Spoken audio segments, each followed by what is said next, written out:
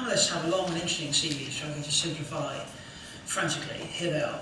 Toby Murcott here in this fetching green shirt is a sole trader who works in radio, especially Radio 4. You teach science journalism at City University, and you've got a very long and varied CV, including running a science TV channel, writing for many media from the Times to Nature, and most impressive of all, being my predecessor as chair of the ABSW. To my left, Richard Hollingham is a science broadcaster and journalist, and your company is called Boffin Media. Produces science programmes, television, podcasts, edits Space UK magazine, which is always one of my favourite reads, and write about space, I think, quite widely in other media. Finally, Martin Connell. I take it you are Martin Connell. I am the These three are not. A fellow of the Chartered Institute of Certified Accountants, and an accountant who's been saving people like us from our financial incompetence for about 30 years. And you specialise in small companies, sole traders. And Martin, we're very grateful to you for your support today.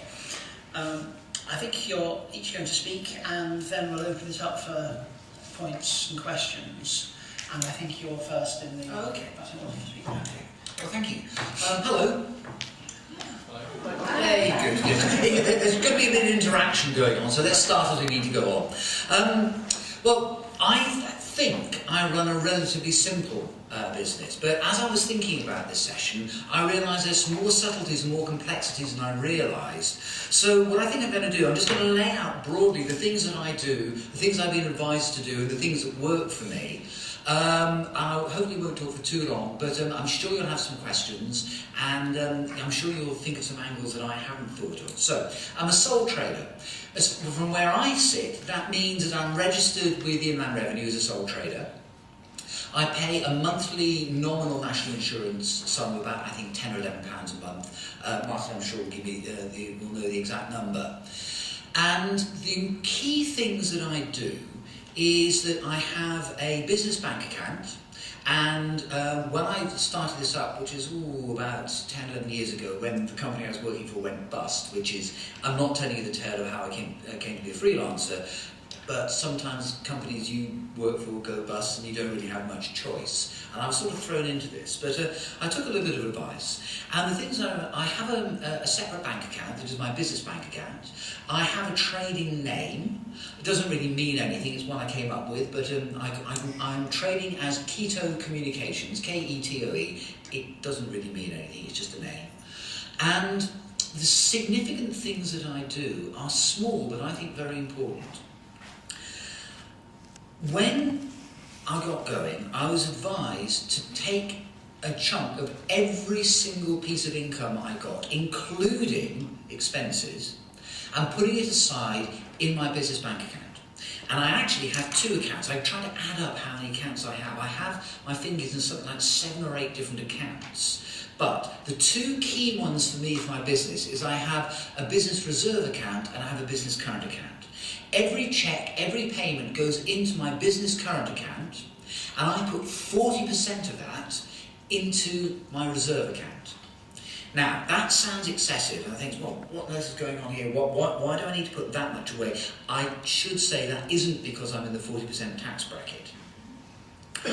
I put that away because I was advised that the Inland Revenue can make life awkward, uncomfortable, difficult, and downright deeply unpleasant for you, and you do not want to get on the wrong side of them. So I religiously put 40% of every single check into that account, and I leave it there for my tax. Which means every year I have money to pay my tax without any difficulty, and I can pay myself a bonus. There's something really valuable psychologically, knowing that there is a backup, that if your current account is looking worse and worse and worse, you know that when you get to tax paying time, there is a buffer, there is a bonus there. I don't touch it until I've got to tax paying time, but of all the things that have been recommended to me, this by far has been the most useful. I've never had any problems with tax, I've almost never run out of money. And I have this buffer, this system that I do automatically. It's simple, but it works. Being a sole trader itself is not particularly difficult. People make out cheques to me. I try and get them to make checks out to Keto Communications, but it doesn't matter. The one thing I did have to do is get my bank to recognise and accept cheques paid out to either my sole trader name or to me. And that sort of bubbles on. Now, I do have an accountant. This is one of these interesting things that some people say, oh no, I can do it myself. I probably could do my tax myself. I like to think I'm probably sufficiently literate. I've got a PhD in biochemistry, so I'm sure I could do it. Well, I'm not entirely sure I could do a tax return, but I should be able to with training. But I have an accountant, and I have an accountant for a number of different reasons. First one is, I'm absolutely certain that she saves me in getting money off my tax bill. She saves her fee and some. I'm confident about that. There is a strange little alchemy that goes on. Every year, I duly sit down in the front room. I get a stack of disorganised papers. I split it up into invoices, expenses, etc., etc., etc. And then I send it all off to my accountant, reasonably neatly tidied up. And she does and produces some accounts that, as far as I can tell, bear absolutely no resemblance whatsoever to what I think I've done over the year. But the amount of tax I pay seems reasonable. And this, for me, is a really important point. The Inland Revenue have a relationship with her, not that sort of, who knows, maybe they do, maybe that's why I get such a good deal. But she has a relationship with the Inland Revenue, they know her, and so far, grabbing hold of large quantities of wood, I haven't been audited. I expect I will do at some stage, but my accounts have all gone through an accountant. I have them neatly stacked up. You do know you've got to save at least 7 years of back accounts. Yeah, good, you do. And I've got them neatly stacked up. And that relationship, I pay because it makes it easier for me. I don't have to do the nitty-gritty. She does it very well, she knows about it, and this relationship with the Inland Revenue means that we are reasonably confident, me on my part, that I'm paying a reasonable amount of tax, and the Inland Revenue, likewise, that they're paying a reasonable amount of tax. Now, that's basically it as a sole trader, but there's a couple of other things I just want to talk about briefly, about a little bit of the psychology of being my own business. One of the things you have to get used to is that there is no backstop, there's no, if your computer goes wrong, you've got to sort it out. And one of the things I would really urge you to do, look very, very hard at, is your backup. Now, I know it's boring, I know it's obvious, but actually the number of tales you hear of people not backing up properly, and there is, in the last couple of years, there's a couple of really good services. I use one called Carbonite, which is a little program. I think I pay about 40-50 quid a year for it. It's on my my desktop at home, and basically every single piece of something I write is encrypted, uploaded to the cloud, and is stored there, and I can access it from anywhere. I can access it on my mobile, and it does for me two things. It gets me out of those oh help moments when I've gone to do something and I don't have all the information I need because I know I can get hold of it. And secondly, it's a very reliable, very good backup, and I know that my information is stored somewhere off-site. And I cannot overemphasize, there is nobody backing you up. You have to think about this for yourself. The second thing is slightly more philosophical, but it's about how much do I earn? That's not really philosophical, it's sort of metaphysical, it's not a real number. Well, it is. How much do I earn? Well, I earn in the order of £30,000 a year. Now, that's not huge, but the biggest and most important thing is it's enough. I've managed to get to a point where I earn enough money a year, and I have, whisper it very, very quietly, I get some time off. I know. And this has taken me a long, long time to get to this point. I've been freelance for about 10 years, and I'm only really at the point where I'm actually managing to balance a bit of time off with money. I could probably earn more, but I'm happier earning a bit less and tending my vegetables. I've got a polytunnel, which at the moment is starting, the tomatoes are about sort of that big in there. I go and water them each evening. I'm not recommending that for everybody, but that gives me a real thrill. Yes, I know, okay. And this is going to go on the internet, isn't it? Ouch. Anyway, but thinking about that work-life balance, I do jobs for hugely varying sums of money. And they vary according to all sorts of strange parameters. I don't look necessarily at the price I'm getting for each individual job. I look at my bottom line at the end of the year. Have I got enough? So far, I've been able to work it more by luck than judgment that I've got enough. And I urge you really to think about that.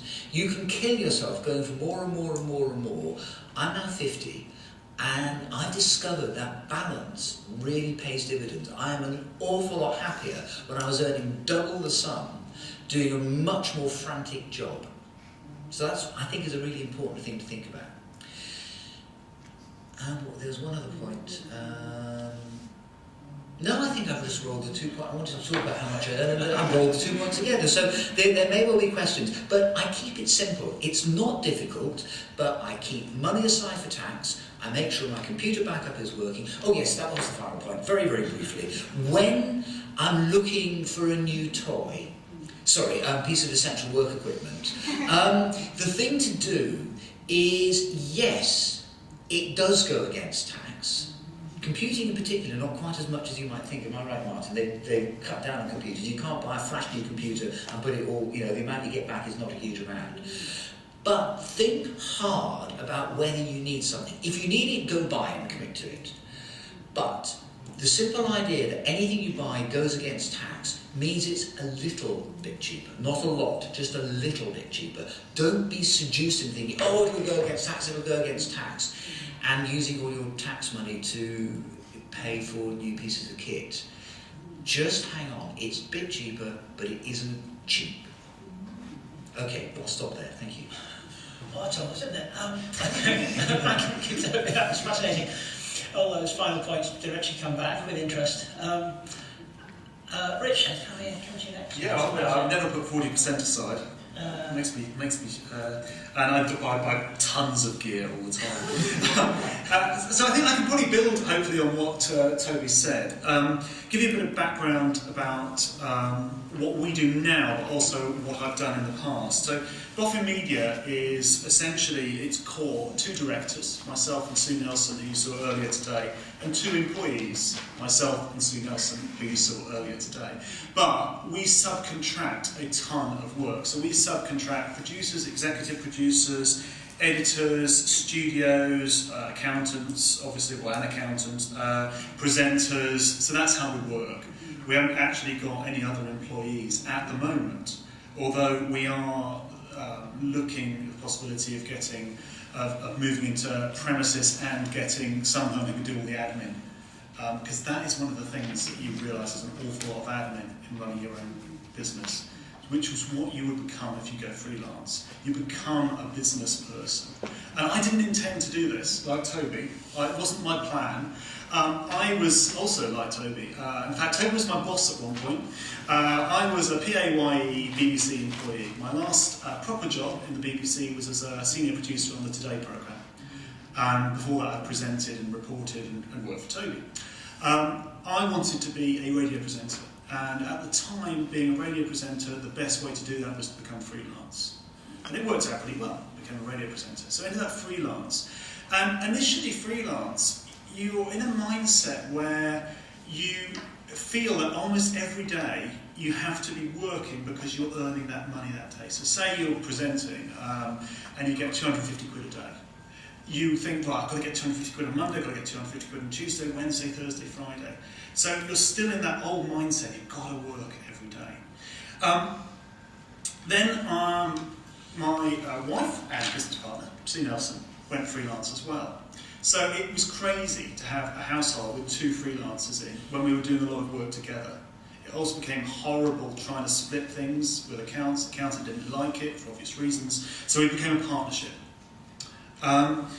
Also being a partnership, it didn't actually cost a great deal of money. In fact, I think it was actually cheaper. Our accounts were cheaper. It doesn't give you much, it doesn't really mean much being a partnership. It's not a registered company.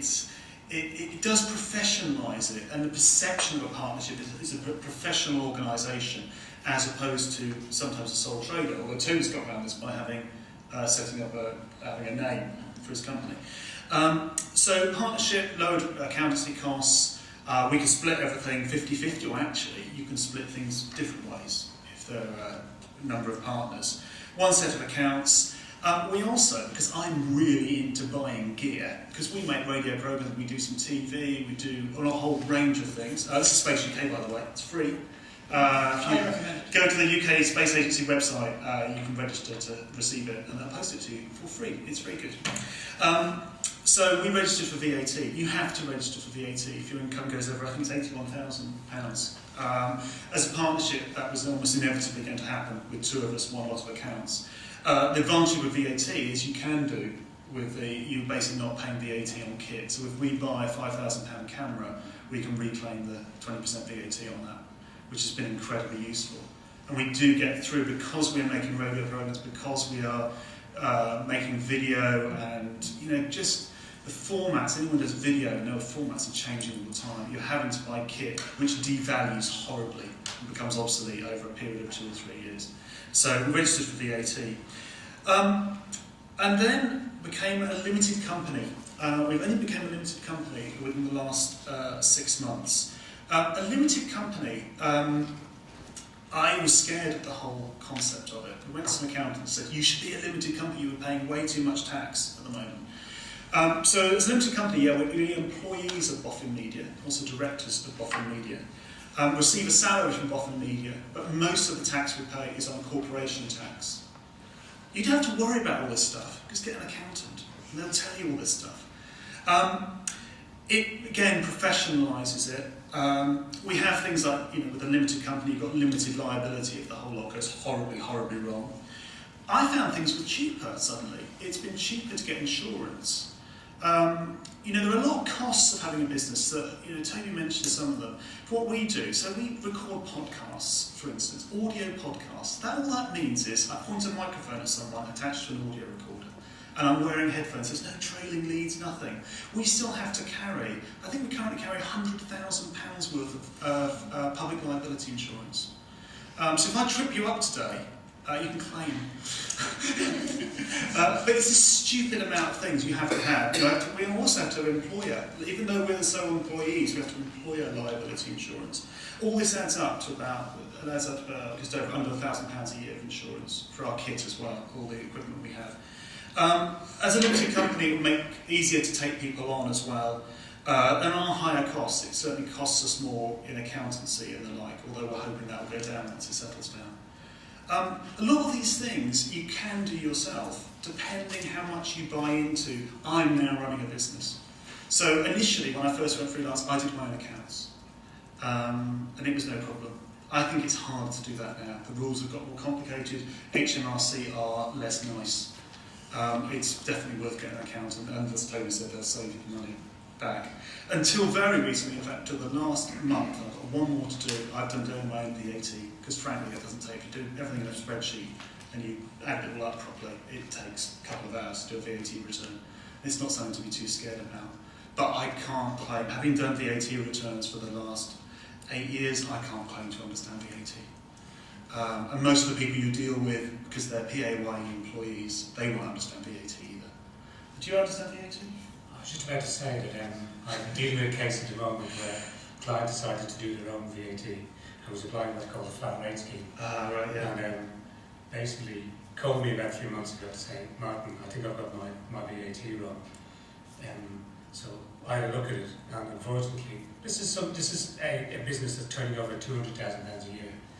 They have a £25,000 VAT bill. Yeah. So we've offloaded our VAT because I'm scared to our accountants. We don't have, there is this flat rate, and again I don't entirely understand it. We don't pay the flat rate, we pay VAT we're owed, which is a little bit easier. Even what you can't, yeah. There's swings and roundabouts a little bit, but certainly VAT. It's really more about knowing what you can claim on VAT, and also making sure your documentation is right. That's really important, because if you do get a VAT inspection and you don't have the right documentation backing up your claim, you're in a world of trouble. It just creates a lot of hassle. Keep your receipts. Yes. And it is scary. But a lot of this stuff you don't have to worry about. But you do have to get, I would say, a different mindset. You are going from just being an employee or just working for, even with multiple editors, to being a business person. With this idea of working every day, now you think, well, I'll come to a conference today, but next week, over the month, I will earn this amount of money, or over the year I'll earn this amount of money, and it balances out. You know, we have an overdraft facility with the bank. Like Toby, we have to, as a business anyway, have separate accounts. I put about 25% away for tax, which is probably more than I need to, anyway. But into another tax account, you've got to do that. I've come across people who work for us have not done that, and living in poverty with their parents now, having moved out of their rented accommodation. There is a huge amount of admin involved. Even just doing, you know, now even after we've offloaded all our accounts, our VAT, all the rest of it, I have to keep a spreadsheet, you know, which I update every day of all our expenses. Every receipt is sort of justified in a spreadsheet. That's why we want someone else to help us do that. And cash flow is an issue. You're running a business, and you come across all the things that business people have come across on a daily basis. We're currently owed £20,000. That's from work for the last 2 months or so. That's not untypical. I'd normally hope to be owed only £10,000. £20,000 is too much. So I spent the morning before I came to the conference 2 hours on email trying to chase up invoices. So there's all that sort of thing. Also, I would say, just to back up Toby, if you go freelance or start doing this stuff, is if you can get some core regular work, then you can build on top of that. So this is core regular work. In fact, I've had this from almost the day I went freelance. I started writing for this. I was editor then, and I'm editor now. It's evolved, the magazine's evolved, and I've still got it. I can't assume it'll still be here in the next year, but I know it will be here for at least another year. And we've got a certain amount of other core business like that. So it's definitely a different mindset, different way of thinking, and get an accountant. And Martin hasn't paid either. No. Yeah. Other accountants are available. Thank you very much. I think there's several great things about this Space UK magazine. One is it's, as you'd expect, fantastically high quality. The second is there's enough space stuff going on in the UK to fill a magazine, which a few years ago quite Yeah, I mean actually the proper journalism, I do, and I still do journalism. I write for a website called BBC Future, I edit Space UK magazine. We make Space Boffin's podcast. Is the core journalism I do is all space now. There's so much space stuff going on. It's very exciting. Yeah, speaking of that, as we were, I got a letter a while ago and it said on the front of the envelope, FRS office, and I thought, finally this organisation has recognised my voice. It was actually from the VAT fixed rate scheme. Okay, and I do believe, I'm sure I mentioned this, Martin, but I do believe that the fixed rate scheme does mean that VAT A is a lot less terrifying, and B can possibly be run not into profit, but not exactly as a loss either. Just very briefly before we come to the other thing that you said about being a company, about sort of credibility. There are some, I do a lot of work in higher education as well as science, and I'm editor of the principal system of World University Rankings, and I do a lot of work in Asia. And there, people actually have the whole concept of a self-employed person is completely foreign to them, and they can't really quite take it seriously. Whereas if you have a business card that says on it that you're from something limited, they can then accept that you're from a proper organisation, and the fact that it's just a sort of a desk in the corner of the spare bedroom, you don't quite get around to telling them, you know. A lot of, I'm just going to start, now I've spoken a lot, it's worth mentioning that I would say almost all our clients, particularly the BBC, maybe we make BBC radio programmes, will only deal with, at the very least, a partnership, yes. Certainly with a company.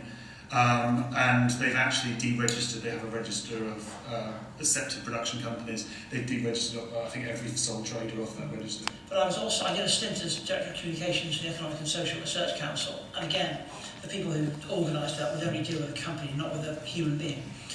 Martin, sorry, please do give us your wisdom. Okay, I've been asked to speak about what you need to know from a tax perspective if you choose to work for yourself, and basically, as we've discussed already, there's two ways you can really operate, and that is either being self-employed as a sole trader or incorporating as a limited company. There are advantages and disadvantages to both options, and certainly with option one, with being self-employed, you do not necessarily need to have an accountant to do that. But certainly with option two, if you're a limited company, you do need an accountant. So that's something to bear in mind. As I say, advantages and disadvantages in both. In terms of self-employment, from a tax compliance point of view, it's very simple and straightforward. As I say, you don't necessarily need an accountant, but I was showing this presentation to my wife yesterday, who's an MSc, and she pointed out to me that she runs a small business and said, I would be completely at sea if I didn't have you to do my tax and accounts. I with my own clients, I encourage them, especially if they're starting up, to engage in the process, not just give everything to me. I will set up spreadsheets for them. I will do things like that with them. But some people just choose to say, I'm good at doing this. I don't want to. I'm paying you to do this for you, or you pay an accountant to do that, and that's fine. The other thing to bear in mind is, if you are using an accountant and you're self-employed, as been mentioned, your costs will be much lower. The accountant's charges will be much lower if you're self-employed to be a limited company. The reason being that as a limited company, the accountant has got to do a hell of a lot more for you. The disadvantages of self-employment are basically you pay more tax. The straight fact of the matter is, if you're a limited company, your tax bill is lower. Basically, the way you remunerate yourself through a mixture of salaries and dividends means that your overall tax charge is lower, and that the amount that is lower increases by the amount that you earn. It starts off at approximately, for somebody who's got an income of 20,000, the savings is about £1,500 a year, and up to, say, if you're earning 50,000, it's nearly £4,000 a year. So that's a lot of money, and so therefore, when somebody comes to me as a new client, and if they're self-employed, the first question I usually ask them is, why are you not incorporated? Because you're basically you're missing out. You're paying too much tax. Yes, you pay me more money, but the saving in tax is more than extinguishes any of that. The other thing to bear in mind about being self-employed, and coming back to what Toby said earlier, is that HMRC have this rather odd system that as a self-employed person, you pay 50% of next year's tax in advance. And that cash flow often really hits self-employed people rather badly. So basically, the way it works is that you pay tax in two moieties, at the 31st of July each year and the 31st of January. And on the 31st of January, you'll have filed your tax return, your accountant filed your tax return, and the 31st of January payment is the remaining, you've paid two amounts on account for this tax year. And if the amounts on account are less than the actual tax that you've returned in your tax return, you pay the extra. And then you pay 50% of your total tax for that year as a payment on account for next year. And then you pay another 50% in July. So the actual, from a cash flow point of view, being self-employed can often be quite painful, unless you're as disciplined as I did here. And it is something that people don't tend to realise and understand, and it's very important. As I say, I'm pushing people to say, go to form a limited company, and there are good financial reasons to do that. However, there is a lot more compliance involved. You've got to basically have limited company accounts. You registered as a limited company. You only need to have one shareholder and one director. You no longer need to have a company secretary. It's a question I get asked quite a lot. The Companies Act changed a few years ago. It used to be that a company needed to have two legal persons, a director and a secretary. That's no longer required. You can be a sole director and a sole shareholder of a company. There are situations where people get their partners involved as shareholders, and there's some tax planning around that. But it's not something that unless they are actively involved in business, I don't encourage my clients to do this, because HMRC will often look into these sort of things. They'll say it's basically you're creating a sham in order to avoid tax. And to be honest, most of the people that I deal with are not interested in getting alongside HMRC. They want to be tax compliant. Obviously, they want to pay as little tax as possible, but they don't want a situation where you've got HMRC investigating into your business. Being a limited company means you've got to file accounts in Companies House, but I'm assuming everybody in this room will be a small business, and that means that you only have to file very abbreviated accounts. They are a public record, but people will not really see a lot about you and your business from looking at those accounts. They'll see a very simple balance sheet. They won't see how much you earned every year, for instance. That's not disclosed, what have you. However, as I say, if you have a limited company, you have to have an accountant. It's basically the compliance involved, and also even just filing the accounts with HMRC. You have to use a software called IXBRL, which encrypts the files, and the software is quite expensive. If you just do your own accounts, you really need an accountant. Advice on using an accountant, obviously. I'm sitting here, basically, one of the reasons here is I'm obviously looking for business. A couple of things I'd say about it is I would avoid using the big firms of accountants, the big firms that you're seeing like PwC and KPMG. They do have departments which deal with small businesses, but they are usually very poor value for money, and usually charge much higher fees than an accountant you'll find. I would personally would always go for personal recommendation. I don't advertise my services. My new clients come through recommendation from my existing clients. The other thing that I would definitely recommend is any accountant you use, check that they are a member of either the Institute of Chartered Accountants or the Chartered Association of Certified Accountants. The reason for that means that they are regulated. It means that they are professionally qualified. They will have important things like professional indemnity insurance. Unfortunately, over the years, I've dealt with a number of clients who've come to me who've basically been using other firms. There are people out there marketing their services, and some of them are very, very slick. Some of them are very good. I'm not decrying all of them, but some of them are really poor and can get people into real trouble. It's worth basically checking. Basically get yourself a chartered accountant or somebody who's a member of the Chartered Institute of Tax. That's really, really important. In terms of what you've got to do as far as HMRC is concerned, if you become self-employed, you've got to tell HMRC you're self-employed. There's the HMRC website will send you links to what you need to do, and you will have to file a tax return. It's not, as I say, to my mind, obviously I'm an accountant. It's not too onerous, but everything is now filed online. So you don't need software to file. You can go into that as far as that's concerned. Mentioned earlier, VAT threshold limit. If you're lucky enough to have turnover greater than 81,000 a year, you have to register for VAT. You don't have any choice. You must register straight away. If you delay registering, that can end up in fine and penalties and what have you. And that's something to bear in mind. People who are I have a number of clients whose turnover is a lot less than 81,000 a year, and they choose to register for VAT for two reasons. One, because they believe it makes their business look bigger than it actually is. And secondly, if they have reasonable sized VAT inputs, they can claim the VAT back. If you're thinking about that decision, you really need to think about who your clients are. If your clients are people who are VAT registered, they will be quite happy for you to charge VAT on your fees to them because they can claim it back. If your clients, for instance, I've got one client who's a PR company, but bizarrely does most of his work for charities, and charities have real problems with VAT. So he tries very hard to stay under the VAT limit because he knows that this will be an extra 20% that he's got to charge, which in fact he can't charge. So he'd end up earning less money if he was VAT registered. The other things to consider operating through a limited company, you need to have a registered office. Some people tend to be a little bit squeamish about having their home address as the registered office.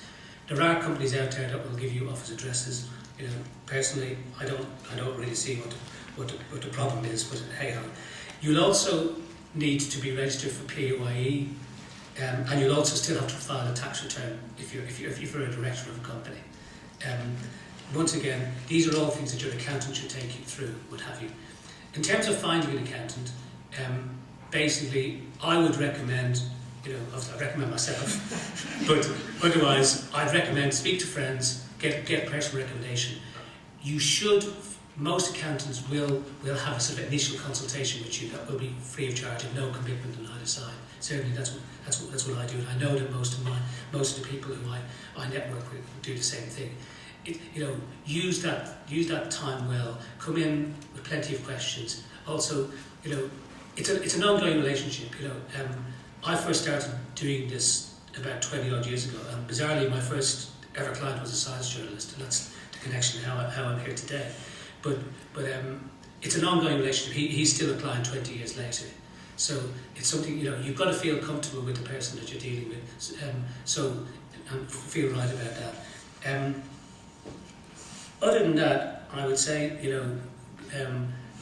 there's a lot of information out there. One thing that I would caution against is I get a lot of calls, a lot of emails from clients saying, I've spoken to so-and-so and they tell me they can do this, you can do that. There is a lot of false information. There's also a lot of false information on the internet. I was directed by a client to a website a couple of weeks ago, which talked about what you can deduct for using your home as an office, which was completely incorrect and spurious. If you are choosing to be self-employed and doing your tax by yourself, and if you have a question, you can call HMRC. They are not unhelpful. I have to say sometimes they don't actually give correct advice and opinion, but they are not unhelpful. But there is a lot of stuff out there which is incorrect. But as I say, that comes back to the decision whether you choose an accountant or not. I think that's probably everything. On that informative and cautionary note, thank you very much, Martin, and the other speakers. Any other quick points we need to? Well, I'm actually realised that there's one, which I probably should have said earlier. First of all, I'm still reeling with the idea that there may be inaccurate information on the internet. But I actually earn, at the moment, roughly half my income as PAYE, which is one of the reasons why I haven't gone to be a limited company, because I'm a sole trader and PAYE at the same time. Now, Martin may give you different advice, but my accountant says, at the moment, keep it simple and keep it like that, because that means that my freelance income is not that substantial. So, given what you said earlier, I would say your accountant is giving you very good advice. Oh, okay. This I don't have to change. It's just I wanted to make that point. I mix PAYE with freelance, and there seems to be no problems at all. I don't think I was just going to say one problem, just to build on add on this. It does, if you're new to all this stuff, it is quite bewildering. All this tax and having to pay tax on account, which is mad. VAT and fixed rates of VAT and who you can charge VAT to, whether a pasti's got VAT on, how to keep your accounts and how to keep your accounts for this long, all this sort of palaver. It is worth though, and as you gradually, what I found as I've initially started doing it myself, and then like Toby, doing a bit of self-employed work while being PAYE, and then being completely freelance in a partnership, then a company. Gradually start to offload it more and more of this onto accountants, but it has been useful to understand it. I think it's really good to know what your income is, understand what turnover means, what things like this are. We're not business people, we are science people, but it's really good to get into it and understand what on earth's going on, because it is your company. You are a business person. You whether you like it or not, if you're doing this. Just sort of what Rudity was saying, one thing I would say as well is engage in the process. Your accountant is there, you are paying him or her for the service, and to be honest, you're probably paying, you won't pay that much extra for getting them to answer some fairly general questions about what you want to do. Be careful in terms of, sometimes I had lunch a couple of weeks ago with a friend of mine who's a GP who was complaining that one of the partners in his practice was running up massive bills with their accountants because she was querying everything on the accounts. But within reason, your accountant should be able to, and should be happy to answer your questions and help you to understand, and also help you to reduce your tax as well. I think that point's well made, actually, Richard, about on the one hand, it might be a bit bewildering and alien and not what we do, but on the other hand, what could be more fascinating than your own money as an interest? Somebody else's. And I think just to take what someone else was saying, that too, you were saying, I think some years I undoubtedly do earn enough money to have to pay that. In other years, maybe not. But I certainly don't want my clients knowing that I've fallen down, sort of that far down the income scales, which is why I've remained relative VAT even before I had a company that has to be. Right, we've talked far too much. Are there any points, questions from the floor? The mic is with us. Hi, two questions, if I may. First one, primarily to Martin. I think a couple of you mentioned there's pros and cons to being a limited company. I mean, I kind of fell into freelancing from no previous journalism experience. I kind of skipped on an academic career, did an NCTJ, couldn't get a job, I'm a freelancer.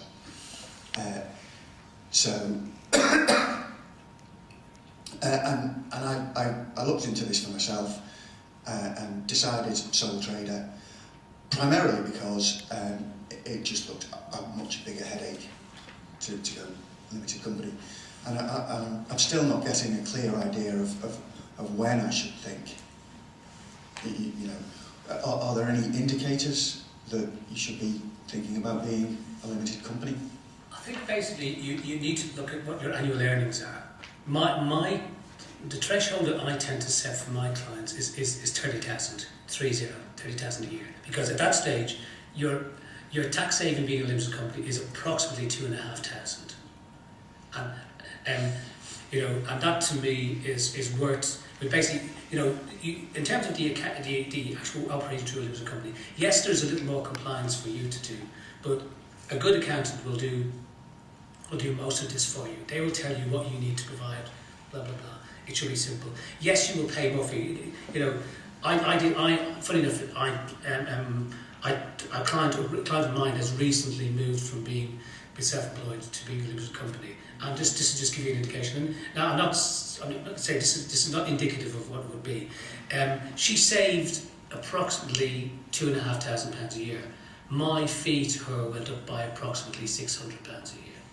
So and that's, as a rule of thumb, that's pretty much what you deal with. And for that, she gets the full accounts service. She's just one employee, what have you. But yeah. So if you're earning more than 30,000 a year, you certainly should be considering operating as a limited company. Do you have a second point? I think I'm fine as a sole trader for the moment then. Yeah. Second question. I basically had to learn as I was going along. Felt like I was making it up as I went along a lot of the time, to be honest. I think I've probably done a lot of things wrong. I'm just Simon making freelance. I don't have an accountant. I don't have a business bank account. And it's dawning on me that I've made some mistakes starting out. Are there any barriers to saying, you know, I started out in the wrong direction, I need to change the way I'm going about all this? Or can you just change it? What Okay, to that? there's no barriers per se. We are in the UK. We have this concept of self-assessment. So basically, you report what your income is and what your expenses that you're claiming are.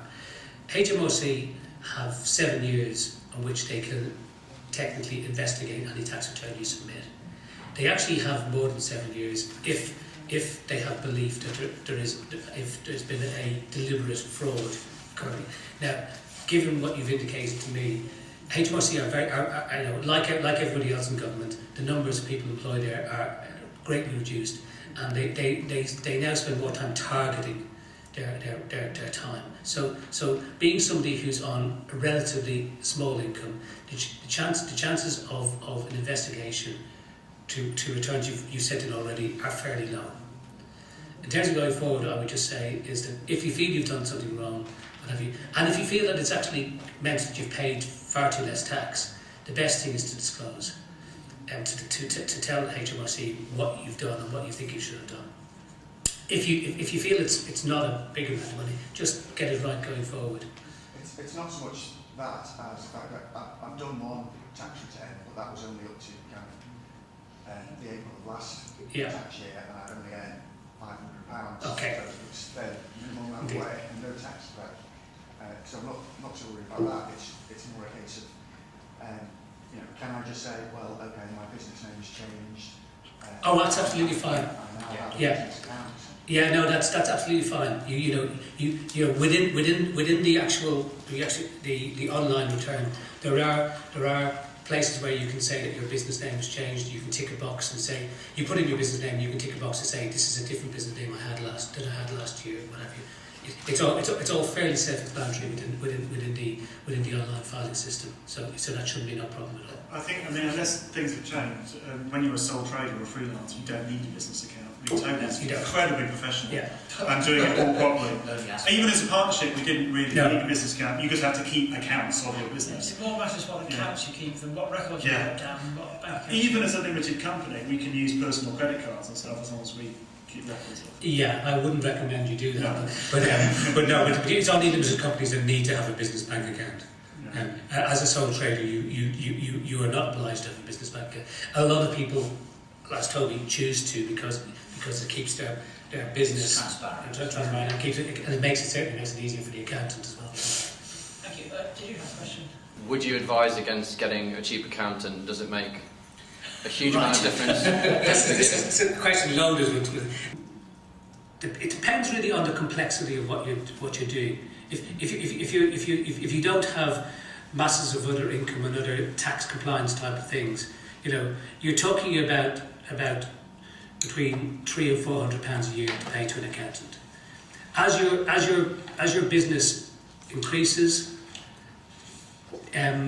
you will probably pay a little bit more. But the reason for that is that you're probably going to be using your accountant for more advice and stuff like that, because you'll be thinking about setting up pensions and stuff like that.